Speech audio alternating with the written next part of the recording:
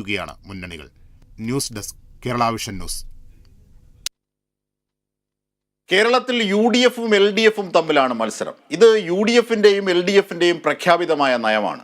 ഇത് വിട്ടുകൊണ്ട് തിരുവനന്തപുരത്തെ UDFിൻ്റെ സ്ഥാനാർത്ഥി ചില വാക്കുകൾ പറഞ്ഞു. അവിടെ മത്സരം, തിരുവനന്തപുരത്ത് മത്സരം UDFും NDAയും BJPയും തമ്മിലാണ് എന്ന് ധ്വനി വരുന്ന തരത്തിൽ ശശി തരൂർ പറഞ്ഞു. ഇതിനെതിരെ രൂക്ഷമായ വിമർശനമാണ് രൂപപ്പെട്ടത്. തിരുവനന്തപുരത്തെ LDF സ്ഥാനാർത്ഥി പന്ന്യൻ രവീന്ദ്രൻ മത്സരിക്കുന്നത് എന്തിനെന്ന് പോലും ഒരു വേള ശശി തരൂർ ചോദിച്ചു. ഈ പ്രസ്താവനയ്ക്കെതിരെ കടുത്ത മറുപടിയാണ് LDF നേതാക്കളുടെ ഭാഗത്തുനിന്ന് വരുന്നത്. ശശി തരൂരിൻ്റെ അഹങ്കാരം നിറഞ്ഞ പ്രസ്താവനയെന്നാണ് മന്ത്രി GRNൽ പറഞ്ഞത്. RSS മനസ്സുള്ള കോൺഗ്രസ്സുകാരനാണ് ശശി തരൂരെന്നും GRNൽ കൂട്ടിച്ചേർത്തു.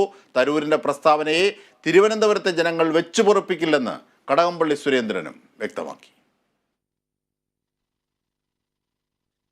ഇവിടെ ചെറുതും വലുതുമായിട്ടുള്ള എല്ലാ പ്രവർത്തനങ്ങളിലും വന്നിട്ടുണ്ട്. അത് സാംസ്കാരിക പ്രവർത്തനമാകട്ടെ, രാഷ്ട്രീയ പ്രവർത്തനമാകട്ടെ, യുവാക്കളുടെയും വിദ്യാർത്ഥികളുടെയും തൊഴിലാളികളുടെയും കൃഷിക്കാരുടെയും കർഷക തൊഴിലാളികളുടെയും ആരുടെയും പ്രശ്നമാകട്ടെ, എല്ലാ പ്രശ്നങ്ങളിലും ആളുകളുടെ ചേർന്ന് നിൽക്കുന്ന ഒരു മനുഷ്യനാണ്, സാധാരണ മനുഷ്യൻ.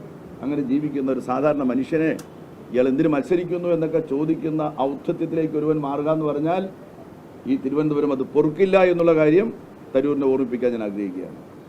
3ാം സ്ഥാനത്തേക്ക് തള്ളപ്പെട്ട BJPയുടെ സ്ഥാനാർത്ഥി അദ്ദേഹവുമായിട്ടാണ് ഞാൻ നേരിട്ട് മത്സരമെന്ന് തരൂര് പറഞ്ഞത്. എന്താണ് അതിൻ്റെ പിന്നിലുള്ള രഹസ്യമെന്ന് നമുക്കെല്ലാം അറിയാം.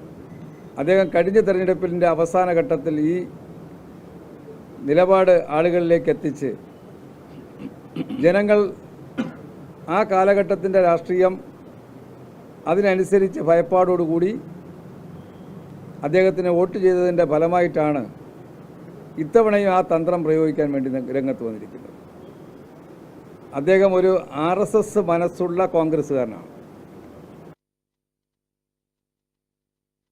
ലോക്സഭാ തെരഞ്ഞെടുപ്പിൽ BJP CPIM അന്തർധാര തെളിഞ്ഞു എന്നാണ് KPCCയുടെ ആക്ടിംഗ് പ്രസിഡന്റായ MM ഹസൻ പറയുന്നത്.